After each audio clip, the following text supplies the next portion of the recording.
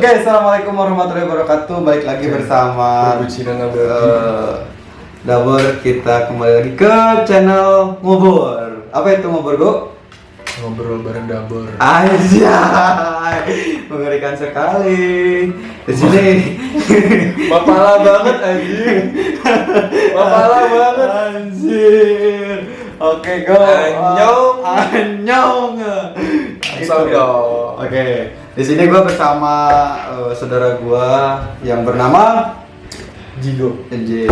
Oke, di sini gue mau tanya-tanya pengalaman Yugo tentang apapun itu, baik dari pengalaman asmaranya, terus pengalaman masa SMA enggak deh, kayaknya masa kuliah lah.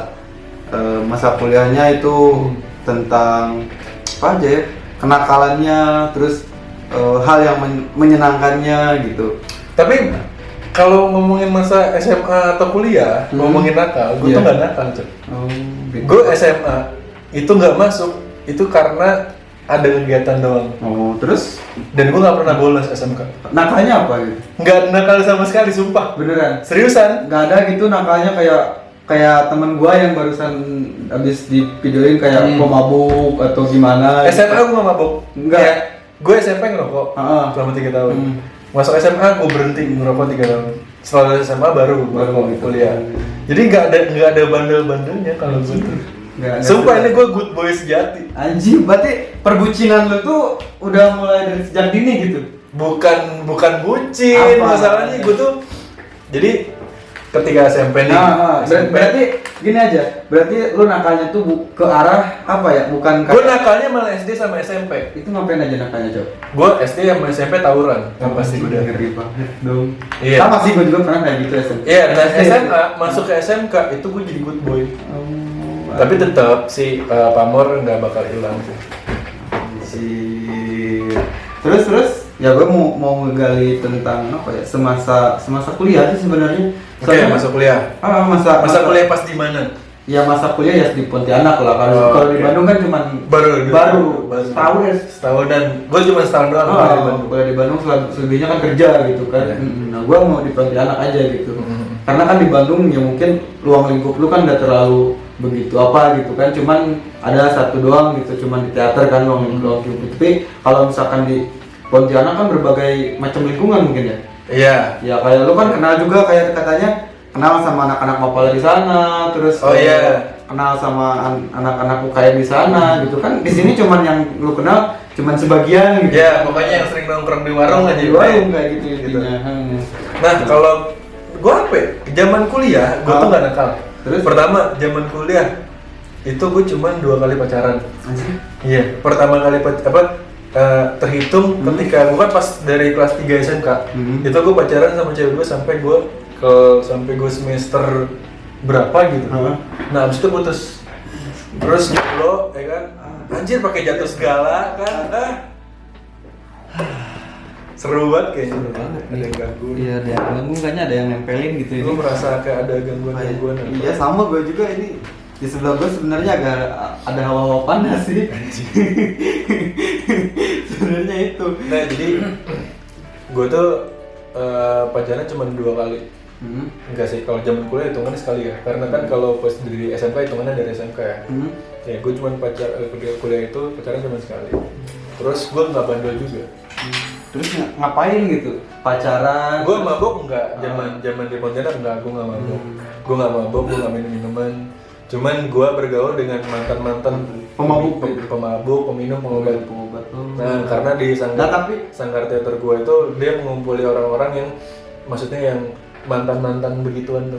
Iya, jadi ada angkatan atas gue itu tuh yang ngebuat obat. Oh anjir, keren dong. Asli ngebuat pil. Cuman ketika dia masuk sanggar akhirnya mereka melepas itu semua. Udah nggak mabuk lagi, udah. Apa itu karena apa ya? Karena tuntutan peraturan dari sanggar atau peraturan dari pembinaanku sendiri. Jadi pembina sanggar gue itu mantan juga. Pernah masuk penjara juga, pernah masuk rumah sakit jiwa juga. Jadi akhirnya dia berpikiran kayak sanggar yang didirikan itu poin selain utama memberikan edukasi ya, itu tuh kayak jadi tempat rehabilitasi untuk anak-anak yang bagus juga ya. Jadi ya mungkin selain dari jiwa seninya juga buat jiwa menyadarkannya juga ada ya, jiwa gitu. konselingnya. Nah, alhamdulillahnya teman-teman angkatan atas gue itu mereka udah pada semua tobat. Jadi sampai sekarang. Jadi sekarang tuh paling jauh cuma minum kopi. Ya sih bagus sih, jadi menularkan dampak positif gitu ya ke yang lainnya gitu. Karena dimulainya gitu ya. Pertama peraturan kan sekarang banyak gini. Peraturan ada tapi masih tetap gini dilanggar kayak gitu. Yang bagusnya tuh yang gua ambil poinnya pentingnya tuh kayak ya peraturan dan komitmen sih. Iya. Komitmen. Sedangkan gini masalahnya, peraturan itu kita buat untuk keuntungan sama-sama. Yang pembinaan gue buatnya gitu. Jadi ketika kalian mau masuk ke sanggar misalnya kan waktu itu, kalian harus melepaskan beberapa hal ini. Gitu. Jadi peraturannya simple. Kalau di kantor ini kan ngapa-ngapain rajal. Nah kalau di sana lo mabuk, boleh mabuk nih mabuk. Tapi kalau sampai lo teler, digebukin sama sama satu anak sanggar seluruhnya. Wajib gitu ya udah. Iya. Jadi hitungannya lo kalau mau mabok boleh, tapi jangan sampai teler. Maksudnya telernya tuh kalau lo udah kayak naik gitu tiba-tiba udah alay lah gitu. Tipsi aja, tipsi aja biarpun tipsi kan kita masih bisa kontrol nih. Tipsi aja itu udah masuk hitungan. Berarti daripada gua jadi lo boleh mabuk kalau lo masih bisa sadar biarpun sebanyak apapun. Jadi hitungannya sama ya udahlah kalau misalkan pemikirannya yang di sana gitu ya anak teater, daripada gua mabuk mendingan yang enggak gitu. Soalnya kan teler dikit langsung udah dibukin gitu. Bagus juga sih, boleh tuh diterapin kalau buat teman-teman nih yang mau bikin organisasi biar berdampak positif gitu ya. Boleh tuh diturun kayak gitu. Tapi misalnya gini, misalnya anak sanggar gue nih ada main minum, kita danain minumannya, kita beliin truk misalnya 5 botol, lo minum 5 botol, kalau lo mabuk gebukin. Tapi keren nih, biasanya kan anak-anak teater itu ya terkenal sama apa ya, sama yang mabuk. Pokoknya anak-anak seni itu terkenal dengan kayak gitu. Iya, nge-weed dan sebagainya, mabuk dan sebagainya. Tapi satu hal yang paling penting adalah di sanggar gua, biarpun kita garap apapun, kita sampai begadang dan sebagainya, doping kita cuma satu, kopi jahe merah. Belum nyoba tuh gimana? Jadi lo kan kalau masak kopi pakai air panas. Iya. Nah, air panasnya itu direndam sama jahe merah. Jadi air rebusan jahe merah buat diseduh kopi. Itu efeknya gimana emang? Efeknya bikin anget yang pertama, nambah stamina itu udah pasti, itu bikin mata lo ngejreng lagi. Itu yang pasti gitu. Tapi wajib makan. Sama kayak kalau lo minum nih, kalau lo nggak makan mual kan, asam lambung naik. Itu juga efeknya gitu. Itu kopi jahe merah. Jadi kalau bikinnya gitu. Tapi biar enak pakai jahe merah. Jahe biasa mah bisa, cuman rasanya tuh kurang gimana? Kurang gitu ya, angetnya kurang gitu kan. Kalau jahe biasa tuh angetnya kurang gitu. Kalau jahe merah nambah stamina banget. Itu benar. Itu banget. Oke, mantap juga ya di teater. Terus selain itu kalau gua sih kalau di sanggar. Selain di teater gitu, lu main-main itu di apa lagi gitu di? Kalau gua pernah ikut organisasi Forum Komunikasi Pemuda Kalimantan Barat, Forkop. Itu gimana tuh di sana? Forum Komunikasi Pemuda itu adalah forum yang dinaungi sama waktu itu ketua DPD divisi A apa sih? Kalau divisi A pokoknya gitu deh. Iya gitu. Adalah namanya. Itu kerjanya apa aja tuh? Jadi kita bikin event, create event dan sebagainya. Terus kita juga ngundang-undang beberapa masyarakat dan sebagainya. Berarti lebih ke IO ya gitu ya? Nggak ke IO sih, jadi tetap forum. Tapi tetap kan, jadi kita tetap mengacu kepada nama Forum Komunikasi Pemuda. Jadi kita forum di situ untuk menyuarakan beberapa suara dan sebagainya. Suara-suara yang harus disuarakan ya kita suarakan gitu. Terus kalau memang event, ya kita mengerjakan event itu ya itu hanya selingan dan sebagainya. Gitu. Selain itu lagi ada lagi nggak Pak? Ini pencapaian sih palingan. Iya berarti pencapaian. Event ya tadi kan event. Enggak, kalau pencapaian gue itu waktu itu gue pernah jadi duta. Duta apa tuh? Duta apa lain? Kalau di sini apa sih? Mojang Jaka gitu. Jaka Bandung. Nah kalau gue tuh waktu itu pernah juga dapat runner up 1 di Bujang Dari Pontianak. Bujang Dari Pontianak itu ya kayak Mojang. Prosesnya itu pengen kesana kayak gimana? Mar, Ini nih. Ada yang ganggu ada yang ganggu nih. Ada yang ganggu nih. Mar, kabelnya Mar punten. Ini panas ya. Panjang Mar. Jangan sampai ketarik, bahaya. Nah, hanya ketarik. Si Benan ketarik, iya. Ada ini mah ada yang ganggu nih, ada yang nggak suka nih. Iya, ini mah. Ada yang janggal. Ini ada yang janggal. Jadi, aduh, lanjut. Langsung aja. Itu gimana tuh prosesnya? Prosesnya mau apa ya? Proses mau jajak ke Kalimantan ya, hebatnya kayak gitu. Bujang Dara Pontianak, kota Pontianak. Ini masih ranah kota, bukan belum daerah. Ya. Itu gimana prosesnya? Waktu itu gue iseng-iseng doang. Terus? Jadi ada temen gue nawarin kan, gue ini ada audisi untuk pencarian duta pariwisata kota Pontianak. Kan. Awalnya gue nggak mau karena gue insecure dengan kurus badan gue. Dan cuma modal tinggi doang waktu itu.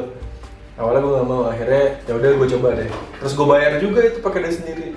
Bayar juga, akhirnya ngikut audisinya, lolos 30 besar, masuk ke grand final. 7 besar gue masuk, 3 besar gue lolos. Ya kesalahan gue adalah gue kurang bener ngejawab pertanyaan terakhir.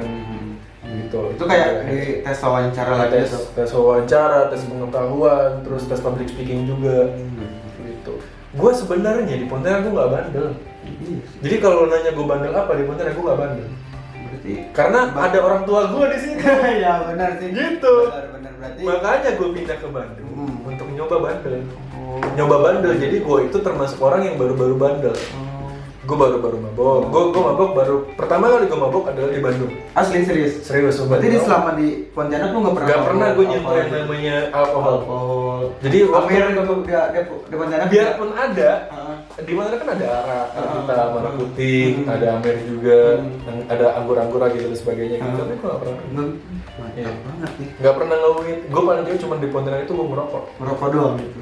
Tapi ngerokok yang nggak rokoknya aneh gitu kan? Ya rokok biasa gitu. Rokok. Kalau gue waktu itu Marlboro.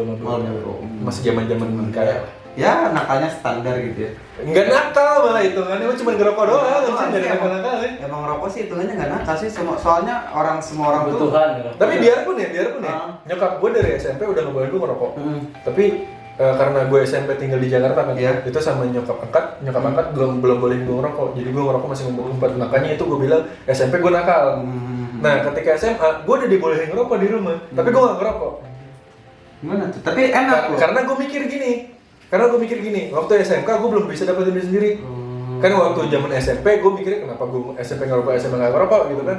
SMP mah masih zaman bandel nih, gitu. Nah ketika SMK itu gue udah dibolehin.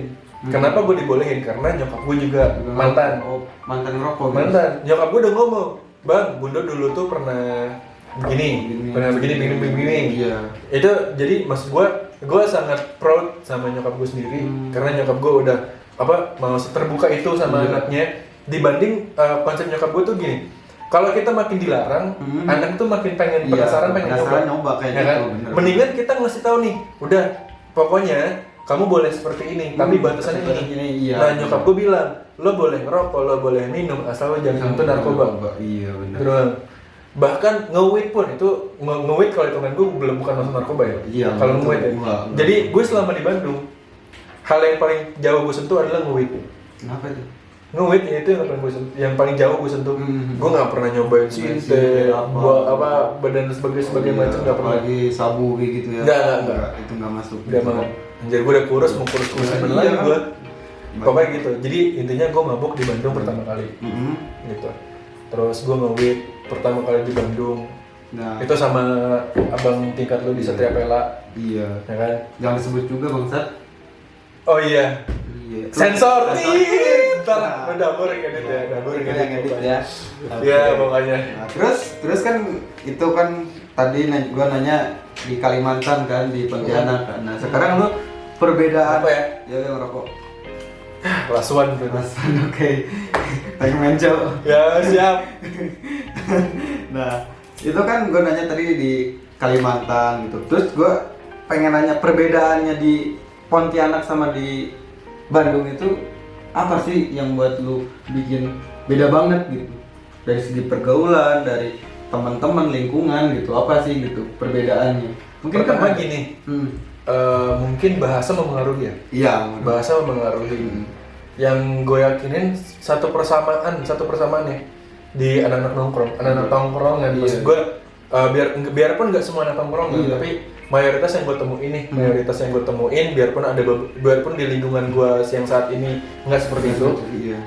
Tapi ketika gue datang pertama kali ke Bandung, gue ketemu sama anak tongkrongan adalah sama-sama aja sifatnya. Iya. Nggak ada beda anak tongkrongan. Yang pasti ngaret itu udah tetap ada. Iya sih. Itu doang.